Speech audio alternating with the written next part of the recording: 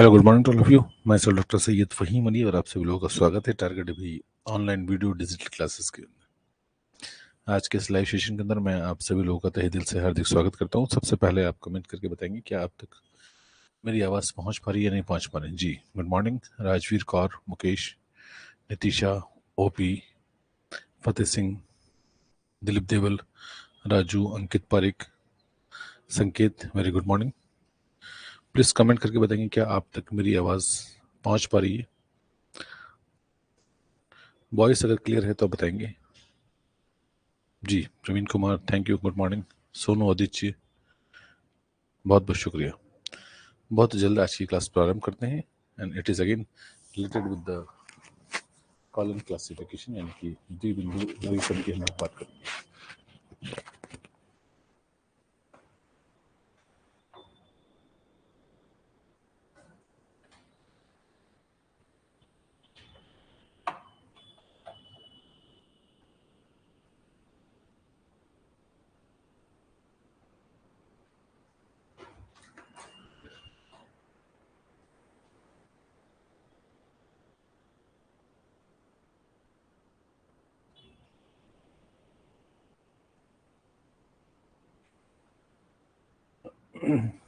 हाँ जी, प्रारंभ करें। Good morning. क्या कर लिया था बताएंगे। कॉलम क्लासिफिकेशन हमने प्रारंभ कर दिया था और कुछ बातें हमने कर ली थी, है ना। तो कॉलम क्लासिफिकेशन अपने आप में क्या है, एक वर्गीकरण पद्धति है। ये वर्गीकरण पद्धति कहाँ काम में ली जाती है, तो हम लोग लाइब्रेरीज में काम में लेते हैं। लाइब्रेरीज के अंदर यूं तो बहुत सारी वर्गीकरण पद्धतियां हैं, जैसे कि हम बात करेंगे 2 वर्गीकरण पद्धतियां अब तक हम लोग कर चुके हैं। एक का नाम है आपका डीडीसी यानी कि डेविड डेसिमल क्लासिफिकेशन, दूसरी पद्धति उसका नाम है UDC, it's universal decimal classification, और अब हम तीसरी पद्धति की बात करें जिसका नाम है कॉलन क्लासिफिकेशन। अलग अलग प्रकार की पद्धतियां आवश्यकताओं के अनुसार हम लोग काम में लेते हैं।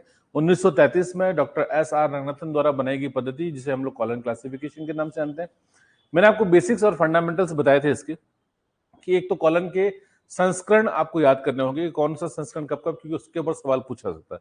तो पहला संस्करण कब था, 1933, याद रहेगा सबको। Second, very good, 39। देन उसके बाद तीसरा संस्करण 1950। ओके, हो गया आपका 3 संस्करण। तो ये पहले 3, ये तीनों संस्करण जो है ये आपके रिजिडली फैसेटेड कहलाते हैं, अपरिवर्तनीय पक्षात्मक। अगर पद्धति के बारे में बात करेंगे तो जितनी भी वर्गीकरण पद्धतियां हैं उनको मूल रूप से हम लोग 2 कैटेगरी के अंदर डिवाइड कर सकते हैं। एक आपकी कौन सी होती है, परिगणनात्मक होती है, और एक होती है पक्षात्मक। ठीक है, परिगणनात्मक जिसकी गणना पहले से कर ली गई है, जो कि ऑलरेडी, जिसको हम लोग इन्यूमरेटिव के नाम से भी जानते हैं। फिलहाल हम जिस पद्धति की बात कर रहे हैं ये पक्षात्मक पद्धति है। अलग अलग प्रकार के इसके अंदर पक्ष है और उन्हीं पक्षों को हम लोग लेके चलते हैं। ठीक है, अलग अगर पक्षों की बात करूंगा या डिफरेंट कैटेगरीज की बात करूंगा तो कितनी कैटेगरी है, तो देयर आर 5 फंडामेंटल कैटेगरी, यानी कि 5 अलग अलग प्रकार की मूलभूत श्रेणियां हैं, जिसको हम लोग क्या बोलते हैं, PMEST, यानी कि पर्सनालिटी, व्यक्तित्व की बात करते हैं। M हम लोग मैटर की बात करते हैं। E यानी कि एनर्जी की बात करते हैं। S स्पेस की बात करते हैं और T हम लोग टाइम की बात करते हैं। ये 5 मूलभूत श्रेणियां जो है आपके पास, इन 5 मूलभूत श्रेणी के अंदर मैं अगर विस्तार से चर्चा करूं तो प्रत्येक श्रेणी का एक योजक चिन्ह है। श्रेणी को पहचानना होता है, पहचानने के बाद उसका अंकन हम लोग लेके आते हैं और उस अंकन को जो है हम लोग योजक चिन्ह की सहायता से जोड़ते हैं। अगर योजक चिन्ह की सहायता से जोड़ेंगे तो क्या हो जाएगा, ऑटोमेटिकली फाइनली आपको एक फॉर्मूला बन जाएगा जिसपे आप काम कर सकते हैं। ओके, तो यही तरीका है और इसी के आधार पर जो है हम लोग विभिन्न प्रकार के क्लास नंबर्स बनाते हैं। 5 मूलभूत श्रेणियों की अगर बात करें तो इन 5 मूलभूत श्रेणियों में अगर देखा जाए तो आपको पांचों को पहचानना होता है, और पहचान सबसे सरल जो होती है वो नीचे से स्टार्ट करते हैं, यानी कि टाइम से स्टार्ट करते हैं। समय जो है बहुत इजीली पहचान में आ जाता है, आपको देखने से ही आपको टाइम समझ में आता है कि हाँ इस टाइटल के अंदर समय दे रखा है। समय के भी आपके देखे जाए तो 2 स्तर है आपके, जिसको T और T2 कहते हैं हम लोग।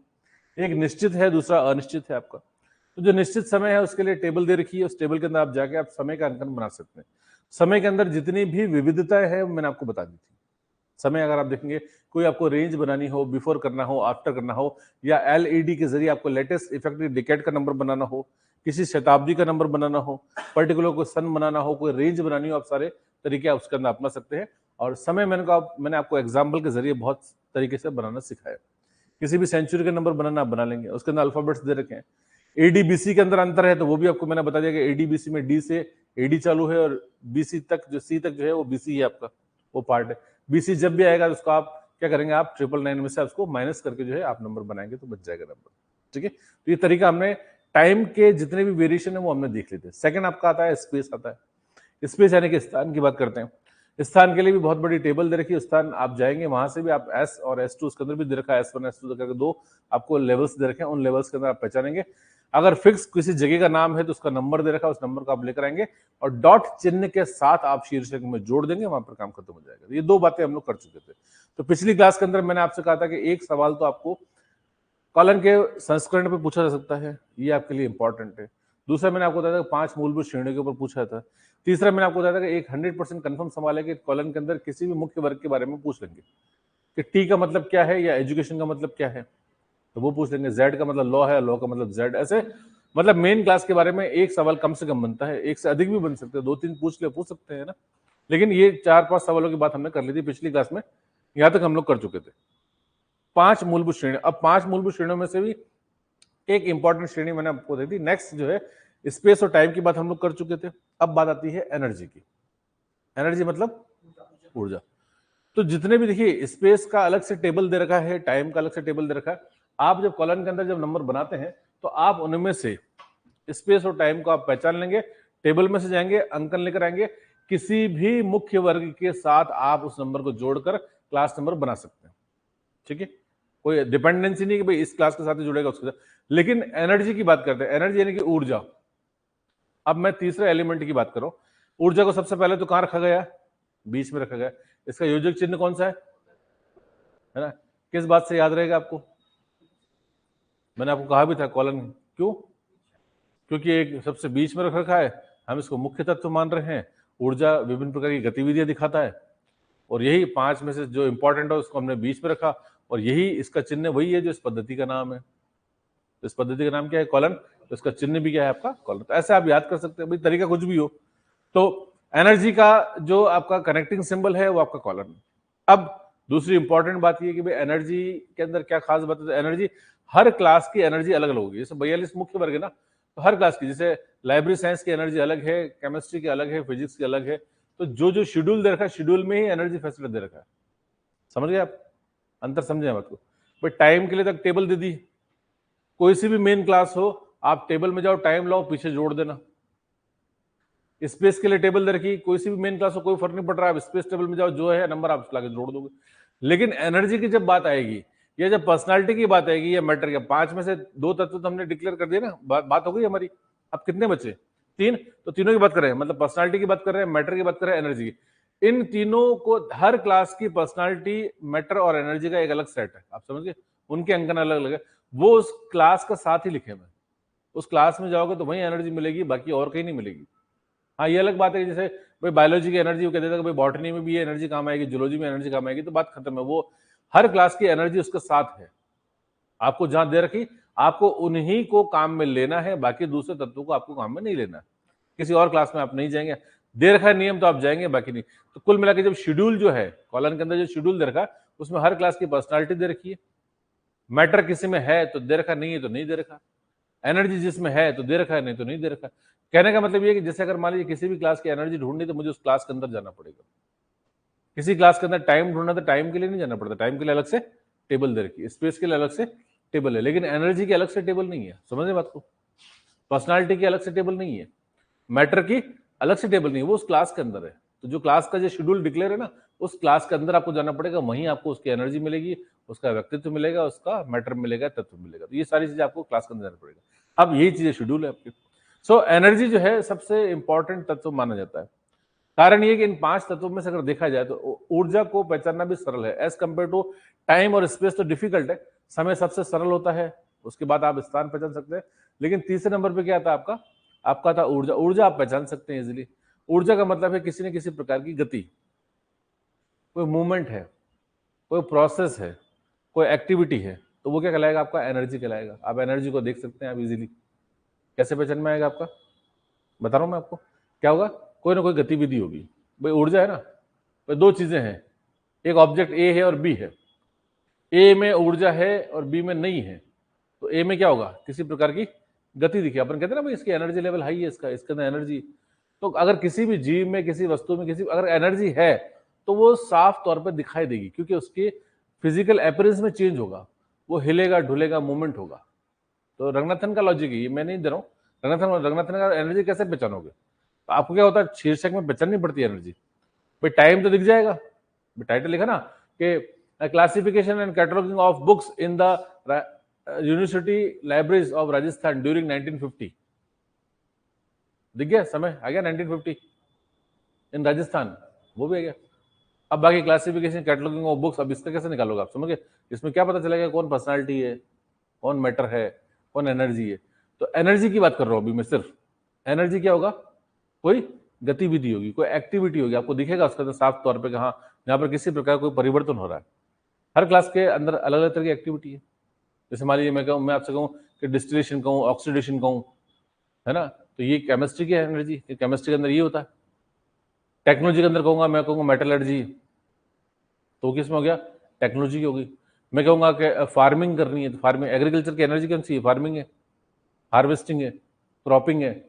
तो कहने का मतलब अगर कोई गतिविधि है तो वो क्या है, आपकी एनर्जी है, वो उस क्लास के अंदर ही मिलेगी आपको। तो एनर्जी पक्ष को आप इजीली पहचान लेंगे, किसी प्रकार की गति, कोई मूवमेंट। जैसे लाइब्रेरी साइंस की बात करूंगा तो लाइब्रेरी साइंस की एनर्जी है क्लासिफिकेशन और कैटलॉगिंग। क्योंकि क्लासिफिकेशन क्या है, एक गतिविधि है, मैं कह रहा हूं क्लासिफिकेशन एक गतिविधि है, वर्गीकरण करना। कैटलॉगिंग तो सूचीकरण करना, वर्गीकरण करना, ये क्या गतिविधि। तो हर क्लास की एनर्जी अलग अलग होगी ना, क्योंकि हर क्लास के अंदर गतिविधि अलग होगी, उनके मेथड्स अलग होंगे, प्रोसेस अलग होंगे। कुल मिला के अगर किसी भी प्रकार का मेथड, प्रोसेस अगर आपको कुछ दिख रहा है तो वो एनर्जी का सिंबल है, एनर्जी आपको दिख रहा है, तो आप जाएंगे तो उसमें एनर्जी फैसेट में जाएंगे और उसके समकक्ष आपको चीज ढूंढ के लाएंगे और उसको उसके कनेक्टिंग सिंबल के साथ जोड़ देंगे तो वो चीज बन जाएगी। तो एनर्जी का कनेक्टिंग सिंबल क्या है, आपका कॉलन है। तो कॉलन से आप जोड़ेंगे और बनाएंगे। तो आज की क्लास के अंदर ही सबसे पहले हम लोग प्रारंभ करते हैं। तो मैं आपसे बात करूं कि एनर्जी, तो एनर्जी देखिए दिखाई देगी आपको, थोड़ा सा दिमाग लगाना पड़ेगा, लेकिन आपको टाइटल के अंदर एनर्जी जो है आपको इजीली आपको देखने को मिल जाएगी। तो हम लोग करते हैं, देखिए एनर्जी कैसे पहचानेंगे। बात हम लोग कर चुके थे, दो फैसेट हमने कर लिए थे, अब तीसरे की बात कर रहे हैं। तो दिस इज एनर्जी, है ना। तो एनर्जी आइसोलेट कहते हैं इसको, एनर्जी पढ़े इसको क्या लिखा हुआ है इसके अंदर, एनर्जी आइसोलेट के अंदर किसी भी शीर्षक में कार्य, गति, क्रियाकलाप, विधि इत्यादि का होना किसको दर्शाता है, ऊर्जा पक्ष। आप पहचान लेंगे कार्य होगा, भाई कोई शीर्षक में कार्य लिखा हुआ है, गति लिखी हुई, कोई क्रियाकलाप लिखा हुआ, कोई विधि लिखी इत्यादि का होना ऊर्जा पक्ष को दर्शाता है। प्रत्येक मुख्य वर्ग में रंगनाथन ने ऊर्जा पक्ष को पृथक एकल उपलब्ध कराए हैं। क्या लिखा हुआ है यहाँ पर, एक एक चीज इंपॉर्टेंट है। पहली बात है एनर्जी का मतलब क्या था, एनर्जी का मतलब क्या है, अगर क्या दिख रहा हो आपको, कार्य दिख रहा हो, गति दिख रही हो, कोई क्रियाकलाप दिख रहा हो, कोई विधि दिख रही हो आपको, है ना, तो ये होना क्या दिखता है, किसको दिखाता है, ये ऊर्जा पक्ष को दिखाता है। ठीक है, प्रत्येक मुख्य वर्ग में, यानी कि जितनी भी मेन क्लासेस है, मेन क्लास में ऊर्जा पक्ष को पृथक एकल उपलब्ध करे, यानी कि प्रत्येक मुख्य वर्ग में अलग से पृथक एकल, यानी कि उस क्लास के अंदर ही है, शेड्यूल में जाना पड़ेगा आपको, वहीं मिलेंगे आपको, लिखा हुआ उपलब्ध कराए गए। इनमें से इनकी आवृत्ति एक से अधिक हो सकती है, यानी कि एनर्जी क्या है कि एक से अधिक बार भी आ सकती है, मतलब एक टाइटल में एक से ज्यादा बार एनर्जी भी आ सकती है, दो बार, एक बार से अलग, दो बार, तीन बार भी आ सकती है एनर्जी। तो पहचाननी पड़ेगी एनर्जी, फर्स्ट आ जाएगी, सेकंड है, थर्ड अधिक आ सकती है। ऊर्जा एकल प्राप्त हो जाने पर, जब ऊर्जा एकल आपको क्या मिल जाए, आपको पता चल जाएगा हाँ ये एनर्जी है।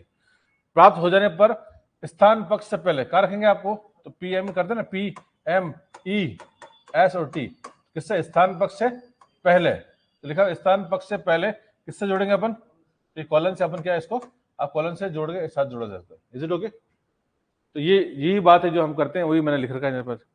ठीक है, अब इसको और सिंप्लीफाइड फॉर्मेट में देखते हैं। लिखा हुआ है एनर्जी आइसोलेट, एग्जांपल देखें आप,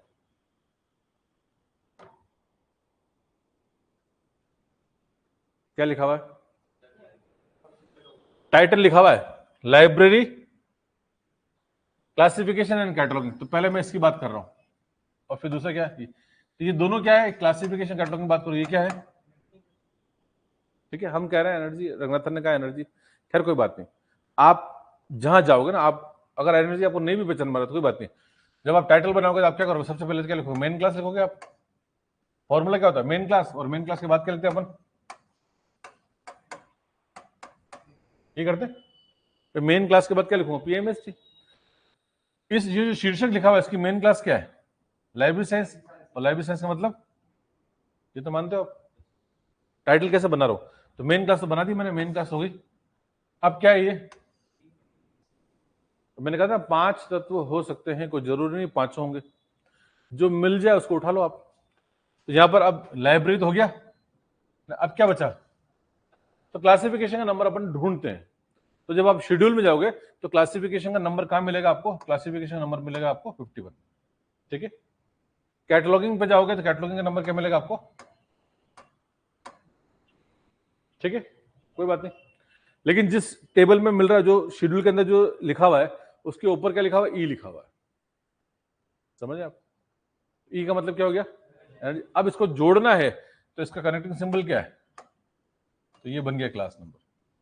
बात समझ में आ रही है आपको भाई, इतनी चीज है ना भाई। इस शीर्षक में ना स्पेस दे रखा है, ना टाइम दे रखा है, ना पर्सनालिटी, कुछ नहीं है, तो कोई बात नहीं, जो है उसको ले लेंगे। तो हमने तो मेन क्लास ले लिया, उसके बाद इनमें से क्या मिला, इसमें से खाली हमारे पास क्या है, इस शीर्षक में क्या है, एनर्जी है, तो एनर्जी लेके शेड्यूल के अंदर नंबर देखें, क्लासिफिकेशन का नंबर लिखा है 51, मैंने किससे जोड़ दिया, तो ये नंबर बन गया 2:51, ये बन गया। तो कैटलॉगिंग बनाना है तो कैटलॉगिंग क्या करेंगे, कैटलॉगिंग का नंबर क्या बनेगा, तो 2: क्या बनेगा, ये 55, ये नंबर बन गया।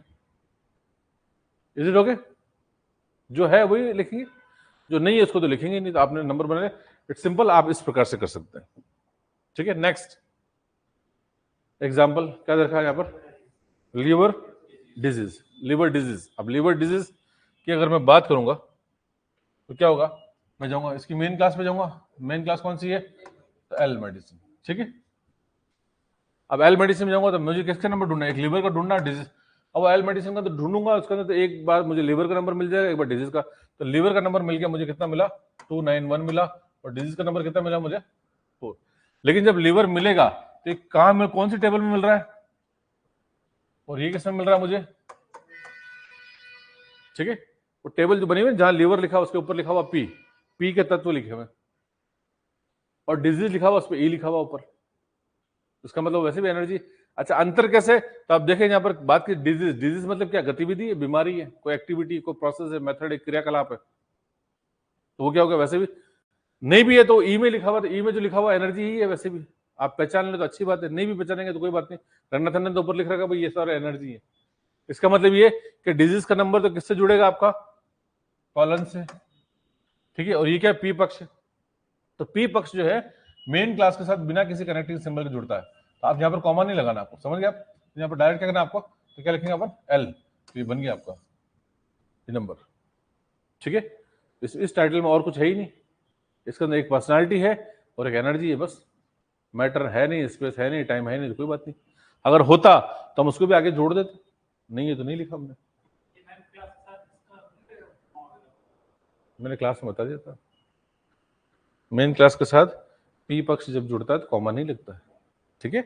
पी जब एक से अधिक बार आएगा तो उसके बाद उसके अंदर कॉमा लगेगा, जैसे P1, P2, P3, 4 पी आएंगे तो लगाएंगे, बाकी अन्यथा नहीं लगेंगे, ठीक है। नेक्स्ट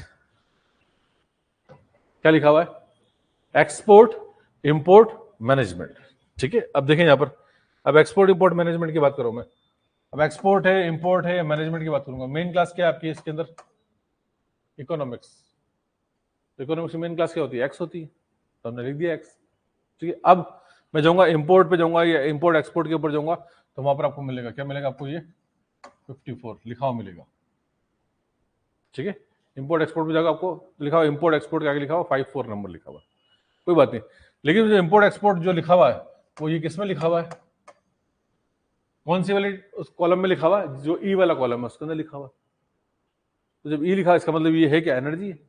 अपने को नंबर बनाना क्या बनेगा अपन यहाँ पर, इसको तो मैं कह रहा हूँ X:54, ये बन गया इंपोर्ट एक्सपोर्ट का नंबर, ये आपको बना हुआ, ठीक है। ऐसे मैनेजमेंट का नंबर जो है, मैनेजमेंट का नंबर क्या दे रखा है वहां पर, 8 दे रखा है, और ये पूरा किसके अंदर दे रखा है, इसके ऊपर क्या लिखा हुआ है, ई लिखा हुआ, ई, ओके, दैट्स एन इंपॉर्टेंट कि यहाँ पर ई लिखा हुआ है। तो ई मतलब क्या है, एनर्जी, तो कोई दिक्कत नहीं, अपन यहाँ पर भी तो अपन इसका नंबर क्या बनाएंगे, X:, इसका भी क्या बनाएंगे। तो मैनेजमेंट भी क्या है, मैनेजमेंट भी गतिविधियां हैं, क्रियाकलाप है, एक्टिविटीज है ना भाई, प्रबंधन क्या है, तो ये तो इसको भाई पहचान ले तो भी ठीक है, नहीं तो भी अगर आपको वो एनर्जी में मिल रहा है तो आपको एनर्जी साइन के साथ ही जोड़ना है, अगर मैटर में मिल रहा है तो मैटर के साथ जोड़ना है, तो जहां जो चीज मिल रही है उसको वैसे ही जोड़ रहे हैं। लेकिन धीरे धीरे आपको अपने आप पहचानने में आना शुरू हो जाता है, कोई जरूरी नहीं कि आप ये कैसे पहचानो भाई ये एनर्जी ही है, भाई एनर्जी में दिखा हुआ तो एनर्जी है, वो पी में लिखा हुआ तो वो सरल है भाई, आपको न्यू नहीं कि आपको मिल गया और आप जैसे मैनेजमेंट क्या 8 लिखा हुआ और आप डिसीजन लो कि ये पर्सनालिटी है, ये मैटर है, ये एनर्जी, आपको डिसीजन नहीं लेना। वो तो कॉलन में रंगनाथन ने दे रखा है, आप समझ गए। लेकिन मैं आपको बता रहा हूं कि ये गतिविधि है ना, तो ये आपको ये एनर्जी कैसे पहचानेंगे, तो मैं आपको बता रहा हूं एनर्जी का मतलब ये है ना, तो मैंने यहाँ पर दे रखा आपको कि विभिन्न प्रकार की जितनी भी अब एनर्जी के बारे में अपने क्या बात करें, लिखा हुआ शीर्षक में क्या होगा, कार्य होगा, गति होगी, क्रियाकलाप होगा, कोई विधि होगी, तो वही एनर्जी होंगे। और रंगनाथन ने जितने भी हर विषय के अंदर जितने कार्य, गति, क्रियाकलाप है उनको एनर्जी मान के उनके नंबर दे रखे। आपको तो वो नंबर अगर उस एनर्जी वाले कॉलम में मिल रहा है तो आपको तो कॉलम से जोड़ना है बस, और कुछ नहीं करना आपको, ठीक है। तो ये आपका एनर्जी आइसोलेट, समझ में ही बात है। These are the examples, examples को देख के आप समझ सकते हैं। नेक्स्ट देखिए, एनर्जी के बाद हम बात करते हैं किसकी, MATTER, मैटर। मैटर मतलब तत्व या पदार्थ की बात करते हैं, तो मैटर किसे कहते हैं। देखिए मैटर, और अब कुल मिला के मैंने आपको कितने तत्व बताए, टोटल 5, और उसमें से अपन कितने डिस्कस कर चुके हैं, 3 कर चुके हैं। अभी तक भी बात समझ में आ रही है। टोटल 5 PMEST, और PMEST के अंदर हमने T कर लिया, हमने S कर लिया, और एनर्जी भी मैंने आपको बता दिया कि एनर्जी, हर क्लास की एनर्जी अलग अलग है। उसमें जाओगे आपको एनर्जी का देखना है, और वो जो भी आपको मिलेगा वो आप, क्योंकि ये इसलिए बताया गया कि जब आप कोई टाइटल बनाते हो ना, तो आपको जैसे लिखा हुआ है कोई एक्टिविटी को प्रोसेस लिखा हुआ, तो आपको वो, मेरा कहने का मतलब ये रंगनाथन ने इसलिए बताया कि वो आप P में जाके मत ढूंढो, वो किस में जाके ढूंढो, E में ढूंढो, तो वहां नंबर मिल जाएगा। ये रंगनाथन ने बताया। भाई हमें डिसीजन नहीं लेना कि एनर्जी है कि नहीं है, आप समझ गए बात को। भाई कोई गतिविधि है और आप डायरेक्ट एल मेडिसिन खोल के आप P में ढूंढोगे तो P बहुत बड़ा है, आपको ढूंढने में दिक्कत आएगी ना। तो रंगनाथन ने कहा आप अगर कोई गतिविधि है, कोई डिजीज है, तो कहाँ जाकर ढूंढो आप एनर्जी, तो ई वाले कॉलम में ढूंढो, तो आपको उसका नंबर इजीली मिल जाएगा, आपका समय बच जाएगा, आपको क्लासीफायर का समय बच जाएगा, आपको इजीली वहां मिल जाएगा। तो इसलिए हम लोग कहाँ ढूंढते हैं उसको, एनर्जी। जब हम क्लास नंबर बनवाते हैं, जैसे क्लास के अंदर प्रैक्टिकल भी करते हैं, बच्चों को मैं टाइटल देता हूँ ये बनाओ, कॉलम हाथ में देता हूँ, तो ढूंढते हैं, तो उनको पता है कि हाँ ये मेन क्लास, सबसे पहले क्या ढूंढनी, मेन क्लास लिखा हुआ लीवर डिजीज, तुम कहाँ जाओगे, एल मेडिसिन में, बात खत्म। लीवर का नंबर ले लिया, तो लीवर का नंबर देख रहा ऊपर P में लिखा हुआ, बात खत्म। लीवर का नंबर एक कागज पर नोट कर लिया। अब किसका डिजीज का नंबर, तो डिजीज का नंबर उस लीवर वाले कॉलम में नहीं ढूंढना, आप समझ गए बात को, क्योंकि वो तो व्यक्तित्व है। तो डिजीज जो है वो व्यक्तित्व नहीं है, वो क्या है, आपका एनर्जी है। तो इसलिए रंगनाथन ने कहा आप उसको कहाँ जाकर ढूंढो, वो आप एनर्जी वाले में जाकर ढूंढो, तो वहां मिल जाएगा आपको। तो दोनों चीजें मिल गई। अब क्या करना है, जो एनर्जी वाले में मिला उसको कॉलन से जोड़ दो, और जो पी पक्ष वाला मिला उसको डायरेक्ट मेन क्लास लिख दो, तो बन गया टाइटल, सीधा ना। तो ये टाइटल बनाने का तरीका है, ऐसे आप क्लासिफिकेशन कर सकते हैं। तो 5 में से 3 की बात कर चुके हैं। अब बचता है आपके 2 तत्व, एक आपका बचता है पर्सनालिटी और दूसरा बचता है आपका मैटर। पर्सनालिटी और मैटर के बीच में देखिए क्या अंतर है। अब किसी किसी क्लास के अंदर मैटर दे रखा है, बाकी मैटर है नहीं। 2-3 क्लासेस के अंदर ही मैटर है, बाकी मैटर है ही नहीं। बाकी सारे 42 मुख्य वर्गों में मैटर नहीं दे रखा। रंगनाथन ने कहा मैटर का मतलब होता है तत्व होता है जो कि आमतौर पर आपको व्यक्तित्व के साथ ही नजर आता है, उसके अंदर और व्यक्तित्व के अंदर बहुत कम अंतर है। तो आप उसको पहचान लें, अगर पहचान लेते हैं और आपको पहचान में आ जाता है, ये क्लास के अंदर आपको मिल जाता है, तो आप उसको सेमीकोलन के साथ जोड़ दीजिए। तो अब जो बचा वो क्या है, आपका व्यक्तित्व है। तो व्यक्तित्व और मैटर के अंदर बहुत कम अंतर होता है, और कई बार मैटर नहीं होता, तो फिर वो जो है बचा हुआ वो क्या होता है, आमतौर पर व्यक्तित्व ही होता है, क्योंकि इनकी पहचान जो है दोनों की बहुत मुश्किल है। ठीक है, तो मैटर यानी कि तत्व की बात करें, जैसे हम मैं बात करूँ करेंसी। अब करेंसी के अंदर मैं आपसे कहता हूँ गोल्ड करेंसी है, पेपर करेंसी है ना, मेटल करेंसी है। तो वो करेंसी क्या हो गया, करेंसी मैटर हो गया, गोल्ड, सिल्वर, पेपर, आप समझ गए। ऐसे कुछ ही क्लासेस के अंदर मैटर के बहुत सारे एग्जाम्पल भी नहीं है। तो मैटर आपको पहचान में आ जाता है तो आप क्या करेंगे, उसको सेमीकोलन के साथ जोड़ देंगे, और अन्यथा नहीं पहचान में नहीं मिलता है, मैटर नहीं है, तो फिर वो जो बच गया है वो आपको क्या है, वो पर्सनालिटी। तो अवशेष का सिद्धांत वहां पर काम करता है। मैटर के कुछ एग्जाम्पल्स जो है मैं आपको बता रहा हूँ यहाँ पर ना, इसमें आप देखेंगे। पहले आप इसको पढ़े, क्या लिखा हुआ आपके सामने, ये मैटर के बारे में पढ़े। किसी शीर्षक में तत्व यानी कि पदार्थ पक्ष या तत्व, तत्व बोले पदार्थ बोले एक ही बात है। किसी शीर्षक में तत्व पक्ष या पदार्थ पक्ष मुख्य वर्ग व्यक्तित्व के साथ सम्मिलित हो सकता है,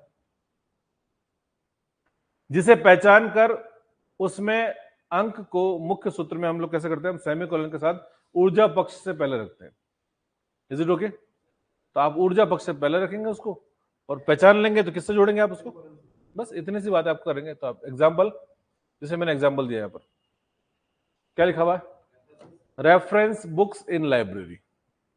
अब रेफरेंस बुक्स इन लाइब्रेरी आप जब ढूंढते हैं, आपके साथ होता क्या है, जब आप काम करते हैं आप ढूंढेंगे तो आपको ये तो पता है इसकी मेन क्लास क्या है, ये तो हो गया। अब किसका नंबर ढूंढना अपने को? अब जब आप रेफरेंस बुक का नंबर ढूंढते हो तो आपको मेन क्लास लाइब्रेरी साइंस में मिलते ही नहीं है। वहां पर नीचे लिखा हुआ है कि कहां जाना आपको, जनरलिया, जनरलिया बिब्लियोग्राफी, ठीक है। आपको कहां जाना है, जनरलिया। अब जनरलिया बिब्लियोग्राफी में जाते हो तो वहां पर आपको क्या मिलता है? Reference books. और रेफरेंस बुक के आगे लिखा हुआ है, कितना लिखा हुआ है, ठीक है। जनरली मेन क्लास में बिब्लियोग्राफी में जाते हैं तो वहां पे क्या लिखा हुआ आपको? मैटर लिखा हुआ, 47 लिखा हुआ रेफरेंस बुक का नंबर। तो रंगनाथन का वहां से जाके जो भी आप मिलेगा वो लेकर जाना, वो मैटर कहलाएगा आपका। या मैटर ढूंढना है तो जनरली बिब्लियोग्राफी में जाओ, वहां मिल जाएगा आपको। लाइब्रेरी साइंस वालों को बोला है, ठीक है। तो अपने को मिल गया। अभी मिल तो गया तो इसको हमने क्या माना? मैटर। तो जोड़ेंगे कैसे? Is it okay? जोड़ दिया तो ये मैटर मिल गया, तो हमने ऐसे लगा दिया। ओके, तो इस प्रकार से कर सकते हैं। Is it okay? Next example, क्या लिखा हुआ? गोल्ड कॉइन्स और पेपर करेंसी। अब जब भी आपके सामने लिखा हो गोल्ड कॉइन्स या पेपर करेंसी लिखा हो, ये तो पता है करेंसी की बात हो रही है, पेपर की बात, मनी की बात हो रही है। तो मनी की बात किसमें होती है आमतौर पे? एक्स मतलब इकोनॉमिक्स, याद रह जाएगा। अब आप जाएंगे गोल्ड कॉइन्स भी जाएंगे तो गोल्ड कॉइन क्या क्या वहां पर लिखा हुआ है ना, और यहाँ पर आप लिखे तो पहले तो आपको मिलेगा करेंसी मिलेगा। करेंसी का नंबर मिलेगा आपको यहाँ पर, ये करेंसी या मनी का नंबर मिलेगा आपको, कितना मिलेगा? 61। करेंसी का नंबर कितना है? पी पक्ष, कितना मिलेगा आपको? ठीक है, मिल जाएगा। अब क्या बचता है आपका? आपको मिलता है पेपर का नंबर ढूंढोगे, तो पेपर का नंबर ढूंढना आपको, और किसका नंबर ढूंढना है? गोल्ड का। तो पेपर का नंबर जो आप देखेंगे तो वहां पर मिलेगा आपको 4 मिलेगा। गोल्ड का नंबर कितना मिलेगा आपको? 1 मिलेगा। और ये दोनों क्या है आपके? कौन से पक्ष है आपके? मैटर है। तो यहाँ 61 के साथ क्या लगाओगे आप? अगर मैं कर दूंगा यहाँ पर 1 कर दूंगा तो क्या बन जाएगा? Gold currency. और यहाँ पर इसके साथ क्या कर दूंगा मैं आपको? 4 कर दूंगा तो क्या बन जाएगा? ये आपका पेपर करेंसी। दिख रहा है आपको? एक बनेगा गोल्ड करेंसी, एक बनेगा आपका पेपर करेंसी। करेंसी का नंबर 61 दे रखा है और वो पी पक्ष है। तो आप डायरेक्ट जोड़ दोगे, मनी का मतलब मनी या करेंसी लिखा हुआ एक ही बात, तो वहां लिखा हुआ। तो आप एक्स के साथ आपने क्या जोड़ दिया? 61 तो जोड़ दिया, पी पक्ष हो गया। अब गोल्ड था या पेपर था या सिल्वर था, उनको सबके अलग अलग दे रखे हैं आपको, तो वो उनके नंबर दे रखे हैं। तो एक नंबर जोड़ो तो क्या बन जाएगा? गोल्ड कॉइन्स बन जाएगा, गोल्ड करेंसी बन जाएगा। और 4 नंबर जोड़ो तो क्या बन जाएगा? तो मैटर दे रखा है आपको। तो यहाँ पर आपको पहचानना होगा, वो उस क्लास के अंदर दे रखा है एम, आपको कुछ खुद डिसाइड नहीं करना। उस क्लास के अंदर दे रखा है, एम के अंदर दे रखा है। जब एम जाओगे उसी के अंदर दे रखा है आपको गोल्ड, ठीक है। और पेपर दे रखा है, तो लिखा हुआ गोल्ड, गोल्ड का 1 लिखा हुआ, पेपर का 4 लिखा हुआ, ठीक है। तो हम क्या करेंगे? उसको लाके जोड़ेंगे। तो मेन क्लास के अंदर हम इस प्रकार से उसके अंदर जोड़ देंगे। तो ये मैटर के कुछ एग्जाम्पल है। मैटर कहाँ मिला आपको? लाइब्रेरी साइंस के अंदर मिला। मैटर कहाँ मिला आपको? इकोनॉमिक्स के अंदर मिला। तो मैटर आपको ऐसे बहुत कम क्लासेस के अंदर मिलता है। नेक्स्ट, अंतिम तत्व कैसा है आपका? It is personality. पर्सनालिटी मतलब व्यक्तित्व। लिखा है रंगनाथन ने व्यक्तित्व तत्व को शीर्षक में खोजना क्या क्या बताया? एक सवाल पूछा जाता है कि which is hard to find, मतलब मुश्किल क्या है 5 में से? तो पर्सनालिटी है। इसे पहचानने में कठिनाई होती है। इस कार्य तो रंगनाथन ने कौन सा सिद्धांत दिया? अवशेष का सिद्धांत दिया। अवशेष का सिद्धांत समझते हैं आप? अवशेष मतलब ये है कि जो बचा हुआ, भाई एक तो मुश्किल है और हमें पता है कि इसमें से 5 तत्व हो सकते हैं, तो अगर आप 4 पहचान लें तो अब जो बच गया वो क्या है? वो 5वां ही है ना। तो इजी हो गया ना। तो भाई टाइम देखने में समझ में आ जाएगा, आप स्पेस देख के पहचान लोगे, आप एनर्जी पहचान लोगे, तो बचा क्या आपका? तो आपका पर्सनालिटी और मैटर। मैटर कभी कभी होगा, कभी नहीं होगा, तो फिर जो बच गया फिर वो क्या है? वो पर्सनालिटी। लिखा हुआ है अवशेष का सिद्धांत दिया, जिसमें शीर्षक में से मुख्य 4 तत्व ढूंढने के पश्चात जो कुछ भी बच जाता है उसे हम लोग क्या मानते हैं? व्यक्तित्व मानते हैं। पहली चीज है ना। दूसरी इंपॉर्टेंट बात ये, व्यक्तित्व के बारे में और भी बातें, यह प्रत्येक वर्ग का मुख्य तत्व है। हर क्लास के अंदर आमतौर पे क्या मिलता है? पर्सनालिटी। ऐसा बहुत कम होता है कि पर्सनालिटी नहीं हो, ये आमतौर पे मिलता ही मिलता है ना। बहुत कम होता है, लेकिन ऐसा कोई जरूरी नहीं 100% मिलेगी। कभी नहीं भी होगा तो नहीं होगा, कोई बात नहीं, ठीक है। जैसे अभी आपने बनाया, जैसे अभी आपने बनाया लाइब्रेरी क्लासिफिकेशन बनाया था आपने, तो वहां क्या था? पर्सनालिटी था ही नहीं, क्या था लाइब्रेरी क्लासिफिकेशन में, क्या था लाइब्रेरी मतलब 2 नंबर, तो मेन क्लास होगी वो तो। और फिर आपने क्या लगा कॉलन 51 लगा, तो लाइब्रेरी क्लासिफिकेशन बन गया, पर्सनालिटी था ही नहीं उसके अंदर, है ना। लेकिन अपन लिख देते थे क्लासिफिकेशन इन पब्लिक लाइब्रेरी, तो पब्लिक पर्सनालिटी था, आप समझ गए। Classification in government library, classification in university library, तो पी पक्ष आ जाता अपने आप उसके अंदर। लेकिन नहीं था, खाली लाइब्रेरी क्लासिफिकेशन लिखा तो पी एब्सेंट हो गया, नहीं आया। ठीक है, सो लिखा हुआ यह प्रत्येक वर्ग का मुख्य तत्व है, परंतु अन्य तत्वों की तरह कुछ वर्गों में यह अनुपस्थित भी रह सकता है। हो सकता कभी, कुछ जरूरी नहीं हर बार होगा। व्यक्तित्व पक्ष के एक से अधिक आवर्तन एवं स्तर हो सकते हैं, यानी कि व्यक्तित्व पक्ष बार बार भी आ सकता है, यानी कि पी 2 बार भी आ जाएगा, 3 बार भी आ जाएगा, 4 बार भी आ जाएगा। कुछ ऐसे ऐसे एग्जाम्पल होंगे जहां पर पी बार बार आएगा, कोई बात नहीं, बार बार आने वाली बात तो अपन बाद में करेंगे, फिलहाल तो अपन खाली 5 तत्वों की बात कर रहे हैं। ऐसे एनर्जी के बारे में मैंने लिखा बार बार आ सकता है। ओके, सो व्यक्तित्व पक्ष एक से अधिक आवर्तन स्तर हो सकते हैं, यह मुख्य वर्ग के साथ बिना योजक चिन्ह के साथ जुड़े थे। देखो यहाँ पर इंपॉर्टेंट बात लिखी है ना, मैंने पहले ही बताया था, लेकिन यहाँ पर मैंने फिर लिखा, क्या लिखा हुआ है, बिना योजक चिन्ह, यानी कि आपको कनेक्टिंग सिंबल यहाँ पर क्या है, नहीं है लिखा हुआ। मेन क्लास के साथ अगर आपको पी जोड़ना है तो क्या करेंगे आप, बिना योजक चिन्ह के साथ जोड़ा जाए, परंतु पुनः आवृत्ति की स्थिति में, यानी कि अगर क्या होगा, एक से अधिक बार आएगा, पी 2 बार आ गया, P1 P2 P3, तब लिखा पुनः आवृत्ति की स्थिति में व्यक्तित्व पक्ष के स्तर में, यानी कि जो स्तर होंगे, लेवल्स आएंगे, उनमें भेद करने के लिए अपन क्या जोड़ेंगे, इज इट ओके, तब होगा तो फिर जब भाई कॉमा करते ही किस लिए, अपन भेद करने के लिए, अगर होगा तो आप इस प्रकार से करेंगे। ठीक है, इज इट ओके। नाउ देखिए, पर्सनालिटी आइसोलेट है, व्यक्तित्व पक्ष है आपका, एग्जाम्पल मैं आपको बता रहा हूं, उसको आपको करेंगे, ठीक है ना। तो क्या क्या करना है, ये आपके सामने लिखा हुआ है, और देखेंगे इसको, देखिए बहुत बहुत ही ज्यादा महत्वपूर्ण शीर्षक है ये, इसको आपको समझना होगा। क्या लिखा हुआ है, किताब का नाम हैमलेट। हैमलेट क्या है, एक नाटक का नाम है हैमलेट, जो कि विलियम शेक्सपियर ने लिखा है, अंग्रेजी साहित्य का एक ग्रंथ है ये, ठीक है, एक बहुत ही फेमस ग्रंथ है और फेमस एग्जाम्पल है। मैं हैमलेट की बात करूं, इसके बारे में और भी जानकारी लिखी हुई है, लिखा हुआ क्या, written by Shakespeare, author born in 1564, यानी कि एक ऐसा ऑथर ने लिखा है जिसका नाम शेक्सपियर है, और उसका जन्म कब हुआ, 1564 में हुआ। तो ये लिखा हुआ एक ग्रंथ है आपको। अब ये जब इसका नंबर बनाते हैं आप, तो कौन सी मेन क्लास इसके अंदर आएगी, तो इसके अंदर आएगी ओ लिटरेचर, है ना। इस एग्जाम्पल को समझेंगे, ये सबसे पहले कॉलन शुरू यहीं से होती है, क्योंकि रंगनाथन ने सबसे पहले कौन सी क्लास लिखी थी, ओ लिटरेचर। तो सबसे पहली बात ये ग्रंथ किसका है, ओ लिटरेचर का। इसमें 4 पी होते हैं, P1 P2 P3 और P4।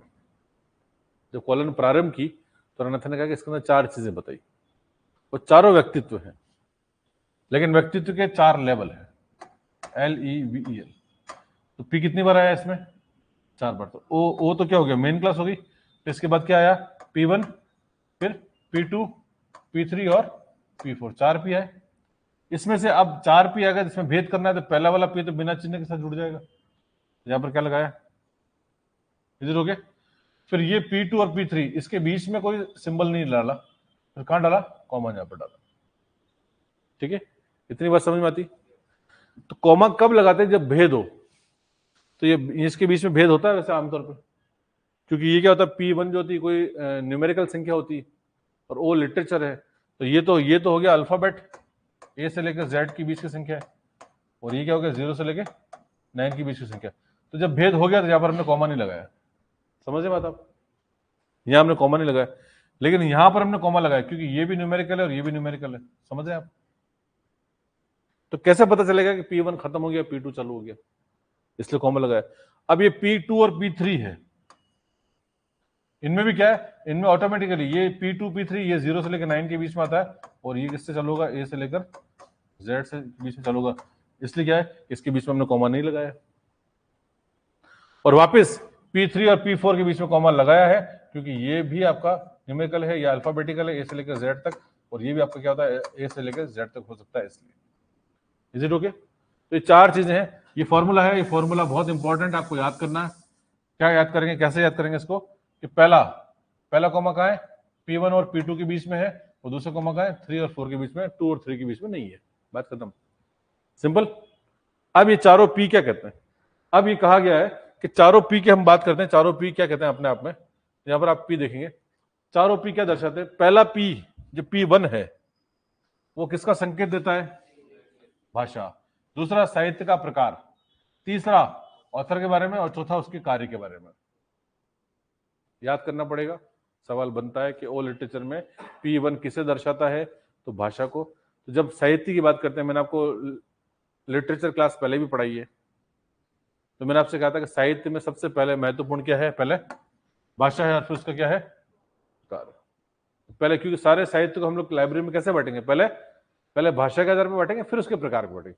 भाई इंग्लिश लिटरेचर अलग हो जाएगा, हिंदी लिटरेचर अलग हो जाएगा, संस्कृत लिटरेचर अलग हो जाएगा। फिर उसके बाद इंग्लिश लिटरेचर में भी पोएम अलग, स्टोरी अलग, नरेशन अलग, है ना। तो वो अपन ऐसा करते हैं। तो पहले तो क्या आएगा? तो एक नंबर पे पहले तो क्या आएगा? भाषा। दूसरे नंबर पे क्या आएगा? साहित्य का प्रकार। तीसरे नंबर पे क्या आएगा? ऑथर। तो ऑथर को हम लोग क्या करते हैं? ऑथर के डेट ऑफ बर्थ से पहचानते हैं। रघुनाथ ने क्या कहा कि ऑथर का नाम मत लिखो, ऑथर का जन्म वर्ष लिख दो, आप वही ऑथर की पहचान है। तो इसका जन्म वर्ष कितना है? तो क्या बनेगा? बन जाएगा। ऑथर का जन्म वर्ष ही उसकी पहचान है। तो बनाने के लिए कौन सी विधि काम में ली आपने? कौन सी विधि काम में ली? Chronological device. मैंने आपसे कहा था टाइम के ऊपर, मैंने कहा था सीडी। समय को हम किस, काल पक्ष को हम किस नाम से भी जानते हैं? एक और सीडी। और स्पेस को हम किससे जानते हैं? GD, geographical device. समय क्रोनोलॉजिकल डिवाइस। तो इसको बनाने की विधि क्या है कि, लेकिन जो बन गया है, बनेगा क्या? पी पक्ष बनेगा। समझ गए आप? तो जब लिखा हो कि J64 क्या है, तो J64 अगर ओ लिटरेचर के संदर्भ में पूछा जाएगा तो ये बना तो किससे है? सीडी से। लेकिन बना क्या है? तो ये व्यक्तित्व है। आप समझ गए? ओ लिटरेचर के अंदर चारों व्यक्तित्व है, P1, P2, P3, P4। सवाल पूछते हैं कि इसके अंदर J64 क्या है, तो बच्चे लिख देते हैं टाइम। समझे आप? ये सवाल आ चुका है एग्जाम में कि J64 क्या है, तो J64 कहते हैं J64 मतलब वो तो टाइम है। बनाने की विधि सीडी है, लेकिन जो बन रहा है क्या है? तो व्यक्तित्व है। ओ लिटरेचर में चारों व्यक्तित्व है, P1, P2, P3, P तो है ना, P1, P2, ये आपको समझना होगा यहाँ पर। So that's an important.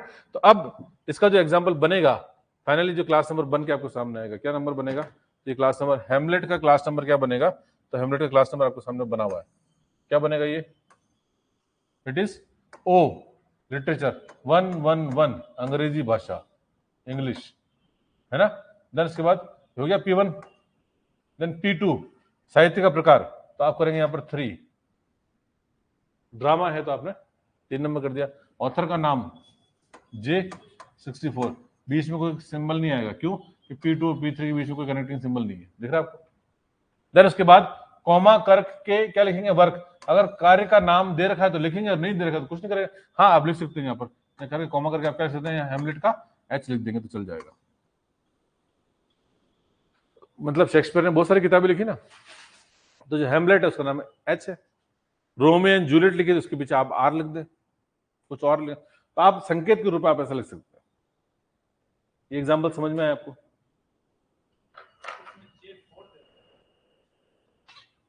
J64 कर लें उसको, वो करेक्शन।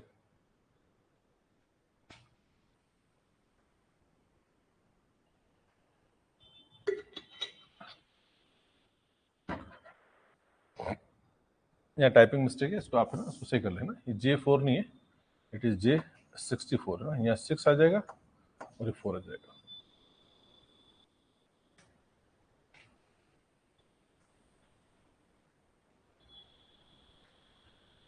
हाँ जी, जो P2 और P3 में कॉमा क्यों नहीं लगा? देखिए P2 और P3 में कॉमा जो है वो ये इसका बना बनाया फॉर्मूला है, और 2 और 3 के अंदर कॉमा इसलिए नहीं लगाया कि वहां पर साफ साफ दिख रहा है, क्योंकि P2 जो है न्यूमेरिकल होता है और P3 आपका अल्फाबेटिकल होता है, तो दोनों के बीच में अंतर दिख रहा है। आपने 3 और J64 आपको पता है कि 2 तत्व यहाँ पर जोड़े गए, इसलिए।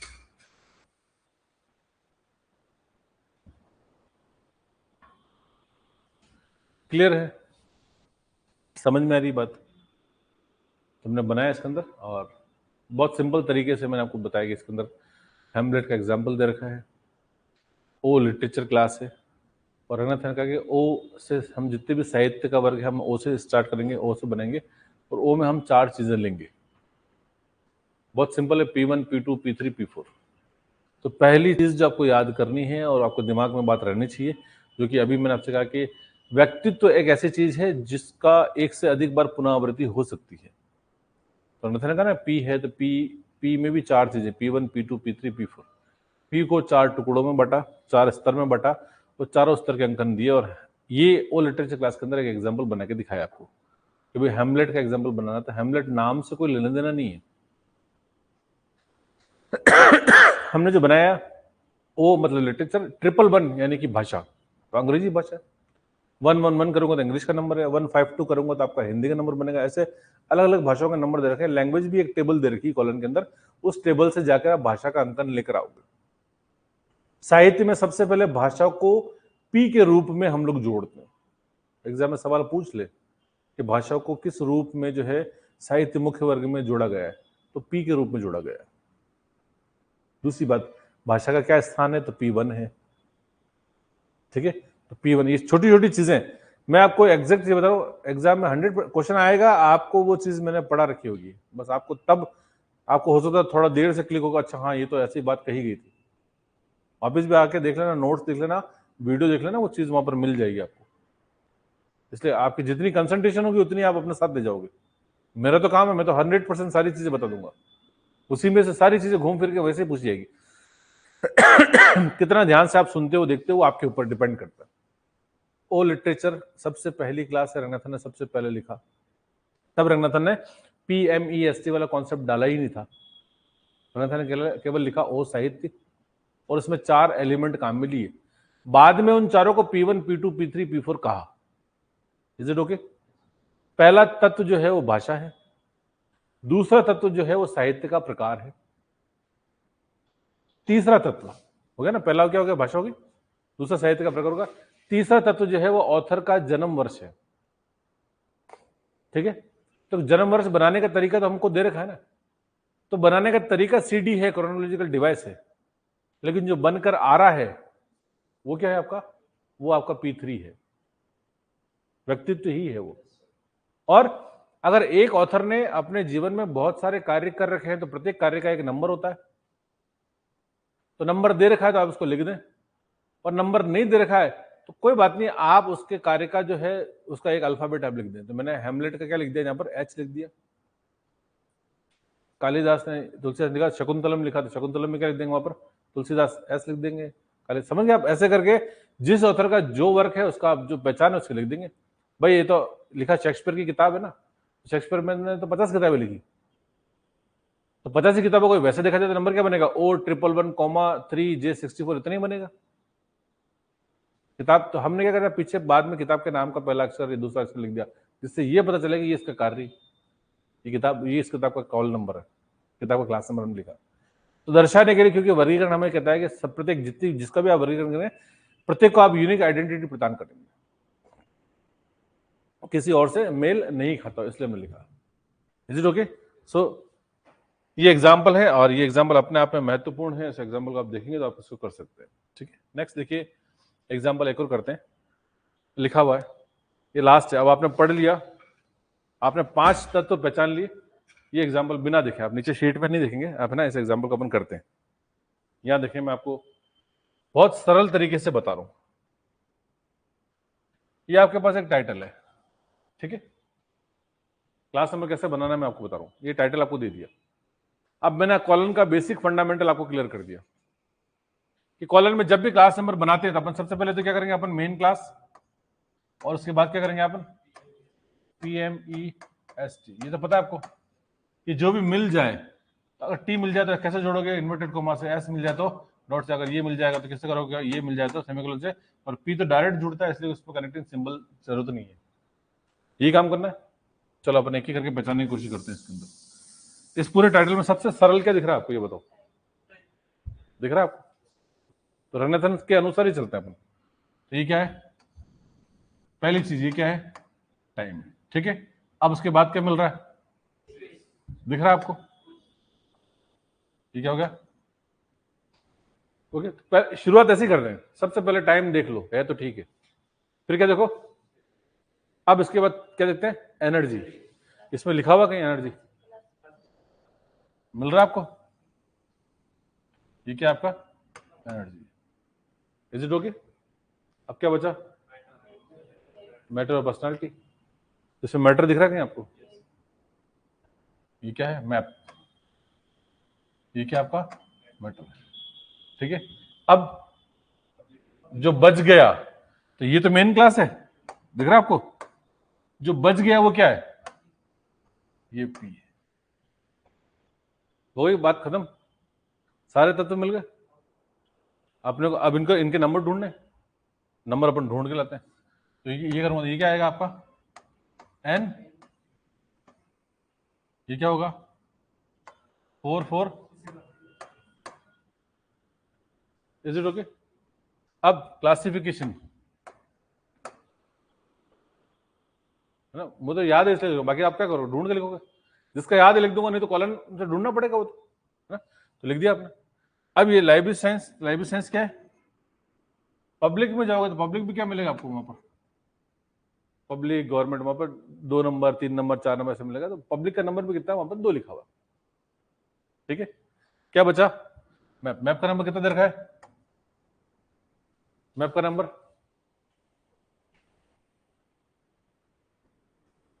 कितना है 17, मैप का नंबर कितना है 17, ठीक है। सब सारी चीजें हो गई, बन जाएगा क्लास नंबर, कैसे बनाएंगे, मेन क्लास, पी पक्ष,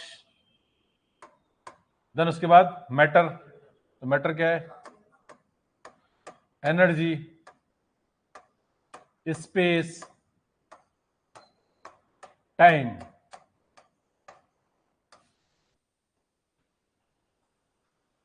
क्लियर। ये कॉलन है और कॉलन में आप इस प्रकार से आप बना सकते हैं, इज इट ओके। ये तरीका है, देखो मैप, हाँ मैप आप जाओगे ना तो आप वहां पर कॉलन में लिखा हुआ कि यहाँ है, आपको अगर कोई चीज नहीं मिल रही है और मैटर है तो मैटर कहाँ जाओगे आप, जनरल या बिब्लियोग्राफी में जाओगे, तो एक पेज पहले आप पलटोगे तो वहां पर आपको क्या मिल जाएगा, जनरल या बिब्लियोग्राफी में मैटर का नंबर, न्यूज़पेपर का, थीसिस का, है ना, ये सब के नंबर कहाँ मिलेंगे आपको, रेफरेंस बुक का अभी ओपन ढूंढना था, वो सारे नंबर कहाँ मिलेंगे आपको, जनरल या बिब्लियोग्राफी वहां मिलेंगे। तो जो मिल रहा है वो मैटर है, उसको लाके किससे जोड़ोगे आप, सेमीकोलन से, क्लियर, ये आपने बना लिया। So this is an example, आप इस प्रकार से कर सकते हो, ठीक है, इज इट ओके, क्लियर। तो ये तरीका है आपको ऐसे बनाना है, तो मैं उम्मीद करता हूं यहाँ पर आपको ये क्लास नंबर यहाँ पर समझ में आएगा कैसे काम में लेना है। बन गया, क्या बनेगा आपका 2 2, ये व्यक्तित्व है, फिर 17 कॉलन 51.4437 और क्या बनेगा N50 बनेगा। इस प्रकार से आप जो है ऐसे ढूंढ कर, और आप कॉलन अगर आपके पास है तो ये तो मैंने केवल आपको एक एग्जांपल दिया कि आपको बनाने के लिए, ताकि आप इस प्रकार से पांचों तत्वों के साथ चलते हुए जो है आप एक क्लास नंबर आप बना सकते हैं। तो यहाँ कॉलन का पहला पार्ट कंप्लीट होता है, जिसको हम लोग क्या बोलते हैं, बेसिक क्लासिफिकेशन, साधारण। साधारण ये रंगनाथन ने कहा कि भाई साधारण ये क्या, आपको सिंपल सा देखें, आप टाइटल आपके सामने लिखा हुआ है, उस टाइटल को आप पढ़ें, पढ़ने के बाद मुख्य वर्ग में आप जाएं, और मुख्य वर्ग में जाने के बाद उसके अंदर पी पहचाने, एम पहचाने, ई पहचाने, एस और टी भी पहचाने, अगर दे रखा है तो टेबल से ले आओ नंबर। बाकी पी एम ई इन तीनों के नंबर क्या मिलेंगे आपको, शेड्यूल में जाना है, शेड्यूल में आपको नंबर मिल जाएगा। उनको जो भी पांचों तत्व जिस प्रकार से भी आपको मिलते हैं, उन पांचों तत्वों को लेकर आओ और उनके योजक चिन्ह के साथ उनको जोड़ो, और जोड़ने के बाद आप क्लास नंबर बना दो। इसमें कोई समस्या नहीं है, सिंपल, साधारण। अब बात आती है रंगनाथन ने कहा, अगर मान लीजिए इसमें टिपिकल जॉब हो, यानी कि अगर आपको पहचानने में मुश्किल आ रही हो, आप इतनी आसानी से आप नहीं पहचान सकते हो, और फिर दिक्कत आ रही है, तो फिर रंगनाथन ने कहा उसके लिए जो है आपके लिए डेप्थ क्लासिफिकेशन है। यानी हम लोग आगे बढ़ते हैं तो अब जो पढ़ेंगे अपन क्या, डेप्थ क्लासिफिकेशन पढ़ेंगे। तो ये तो साधारण हो गया, सिंपल। अब क्लास में मैंने कह दिया ना, जैसे आप जितने भी लोग हैं, मैंने आपसे कहा भाई ऐसा है कि सारे लोग 40-50 लोग हैं, तो आप बैठ के क्या करेंगे अपन, मैंने कह दिया भाई ऐसा है कि सभी लोग अपने अल्फाबेटिकल ऑर्डर पे बैठ जाओ, और हर टेबल के ऊपर मैंने कह दिया ए वाला बैठ जाए, फिर बी वाला, सी वाला बैठ जाए, सब बैठ जाएंगे। झगड़ा कब होगा, जब ए वाले 2 आ जाएंगे, तो कहेगा भाई मेरा भी नाम ए से, उसका मेरा भी नाम ए से, तो फिर अपन उनके बीच में डिफरेंशिएट करेंगे, भाई तू लेफ्ट में बैठ जा, तू राइट में बैठ जा। समझ में आ रही बात? तो जब सिंपल क्लासिफिकेशन में तो क्या होगा, अगर एक पे एक ही बैठ जाएगा, बात ही खत्म। डेप्थ क्लासिफिकेशन में जाएंगे जब एक से अधिक विचारधारा होंगी, एक से अधिक दृष्टिकोण होंगे, चीजें अगर आएगी तो समस्याएं वहां आएगी, तो उन समस्याओं के समाधान के लिए रंगनाथन ने कई सारे टूल्स दिए हैं। तो ऐसे 7 से 8 टूल्स है जिनको हम लोग डिस्कस करेंगे नेक्स्ट क्लास के अंदर, अब बात करते हैं तो उसको कंटिन्यू करें। ये बात समझ में आ रही है आपको यहाँ पर? ठीक है, तो ये आपका फर्स्ट पार्ट, यहाँ पर आपका कॉलम क्लासिफिकेशन का सिंपल वर्गीकरण जो है यहाँ पर समाप्त होता है, और अब पढ़ते हैं डेप्थ क्लासिफिकेशन। ठीक है, तो 5-7 मिनट का ब्रेक करते हैं, उसके बाद वापस कंटिन्यू करते हैं। Thank you.